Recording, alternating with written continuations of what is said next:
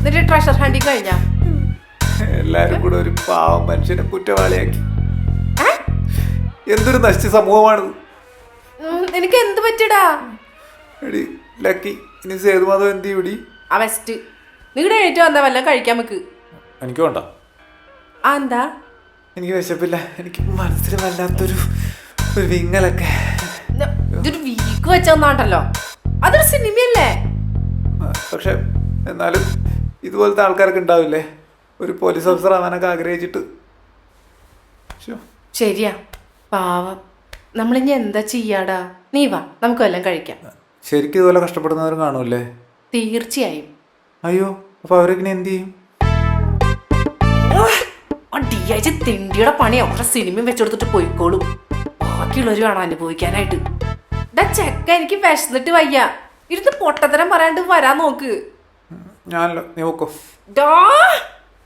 Samson George മോനെ, എനിക്കടാ, എനിക്ക് വിശന്നിട്ട് കണ്ണാടാ വയ്യാന്ന്.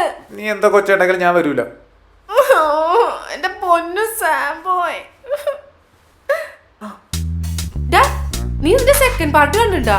സെക്കൻഡ് പാർട്ട് ഉണ്ടാ? ആ, ചെങ്കോൽ. സേതുമാധവൻ ജയിലിൽ നിന്ന് റിലീസായിട്ടൊരു വരവ് കിട്ട് വരും മോനെ.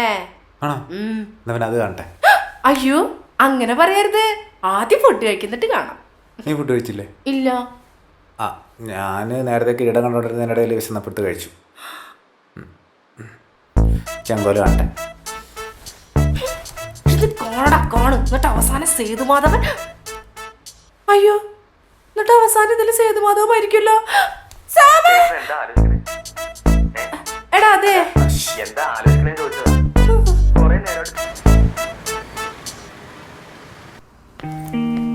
മലയാളി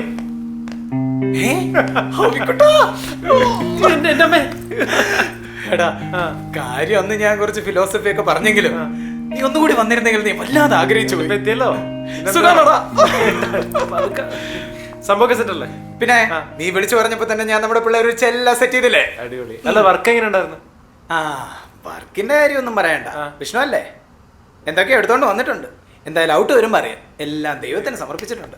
ഇല്ലേട്ടാ, ഞാനിപ്പോ നല്ലോണം ഫോക്കസ് ചെയ്യാനൊക്കെ പഠിച്ചിട്ടുണ്ട്. ആണോ? ആ, ഞാൻ വേണേ എടുത്ത് വർക്ക് ആയിട്ടാ കാണിക്കാം. പിന്നെ നീ ചെയ്ത വർക്കാണല്ലോ വന്നിരിക്കുന്നത്. ഒന്ന് പോടാ, പോയി പണി നോക്കടാ. ജീവൻ വരില്ലേ? അയ്യോ, ജീവൻ വരില്ല. എന്ത് സംഭവം അറിയോ? ജീവന്റെ ക്യാരക്ടർ ഒന്നാമതേ സിനിമയിൽ സസ്പെൻസ് ആണ്. അപ്പൊ അതുകൊണ്ട് ഇനീഷ്യൽ പോസ്റ്ററിൽ വരെ പുള്ളിയെ വെക്കുന്നില്ല അവര്.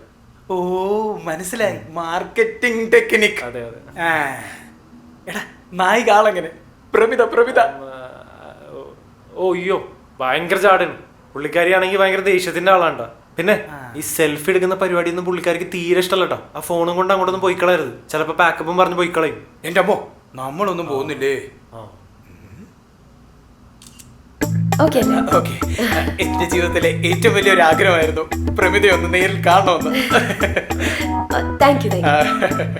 അവിനാഷ് എവിടെ സെറ്റ് ചെയ്തിരിക്കുന്നത്? ആ, ഇതുവഴി പോകുന്നുള്ളൂ. മേക്കപ്പ് റൂം അവിടെ ഉണ്ട്. ഓ, അവിനാഷ് വരുന്നില്ലേ? ആ, ഞാൻ വരാം. ശരി. ഓ, ഇവിടെ മുതലാളി തന്നോട് ഞാൻ പറഞ്ഞല്ലേ സെൽഫി എടുക്കരുതെന്ന്. എന്റെ പ്രമിതയെ കണ്ടപ്പോ എന്റെ ഫുൾ പിടുത്തം അങ്ങ് പോയി. ഒന്നുമില്ലെങ്കിലും ഞങ്ങളുടെ ഫാനല്ലടാ. എപ്പ തൊട്ട്? അവൾ ആകെ ചെയ്ത 2 പടമാണ്. അത് രണ്ടാണെങ്കിലും അവാർഡ് പടങ്ങളാണ്. അത് നിങ്ങൾ കണ്ടിട്ടില്ലെന്ന് എനിക്കറിയാം. അവളുടെ ആദ്യത്തെ കൊമേഴ്ഷ്യൽ പടമാണിത്. അത് നിങ്ങൾ കൊളാക്കും. നിനക്ക് ആക്ടേഴ്സിന്റെ സൈക്കോളജി അറിയില്ല.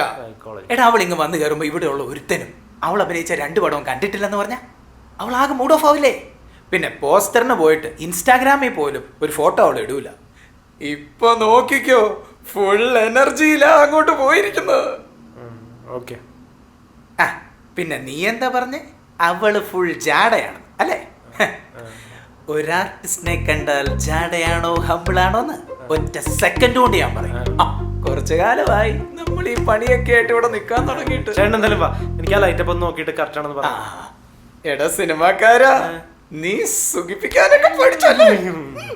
ബാ.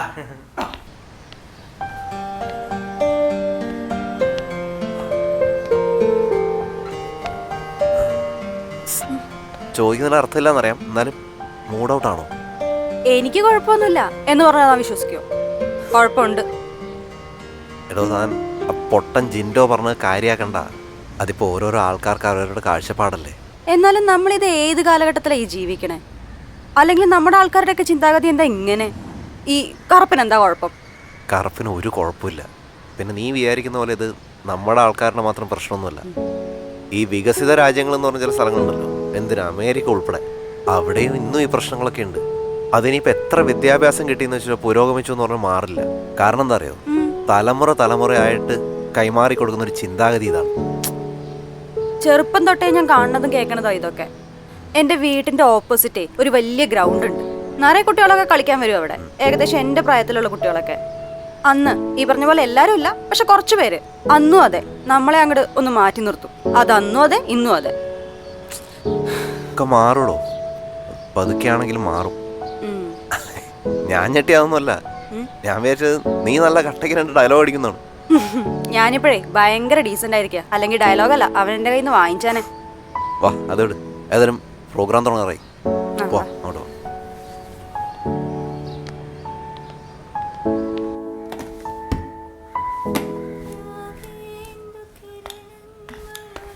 ചേച്ചി, എന്തു പടാ മോനെ? സാം അവിടെ ചെങ്കോല് സിനിമ കണ്ടോണ്ടിരിക്കുക. ഞാൻ കണ്ട് അവൻ കണ്ടോണ്ടിരിക്കുന്നത്. അവനോട് നനങ്ങുന്നത് പോലും ഇല്ല. ഞാൻ വന്നത് പോലും അവൻ അറിഞ്ഞില്ല. സാധാരണ ഞാൻ വന്ന എന്നോട് പറഞ്ഞ അവനൊരു ബൂസ്റ്റ് ഒക്കെ വാങ്ങിച്ചു കുടിക്കുന്നതാ. ഇന്ന് അതും ഉണ്ടായില്ല. എന്തേലും പ്രശ്നമുണ്ടോ? ആ, ഒരു പ്രശ്നമില്ല. ദാ കൊണ്ടുവരുന്നടാ മോനെ. ആ, അതല്ല ചേച്ചി, ഇതു അടി. ചെറിയൊരു പ്രശ്നമുണ്ട്. എന്ത് പ്രശ്നം?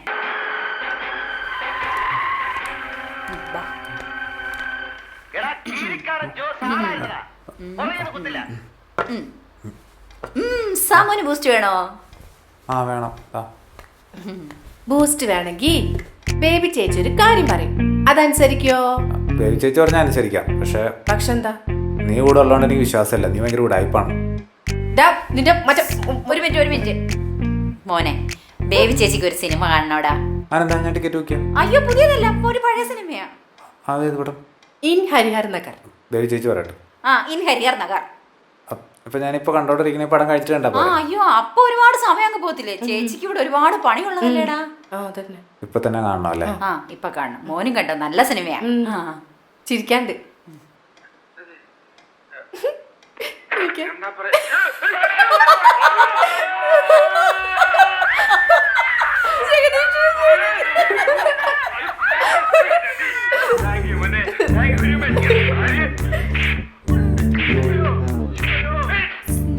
സാമോനെന്താ ചിരിക്കാത്ത?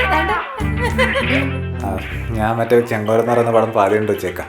അത് മുഴുവൻ കാണാത്തോണ്ട് ഒരു സമാധാനമില്ല. അല്ലെങ്കിലേ ഞാൻ അത് മുഴുവൻ കണ്ടിട്ട് ഫോൺ കൊണ്ടുവരാം, എന്നിട്ട് ബാക്കി നിങ്ങൾ കണ്ടു ചിരിച്ചോ. അയ്യോ, ഡാ.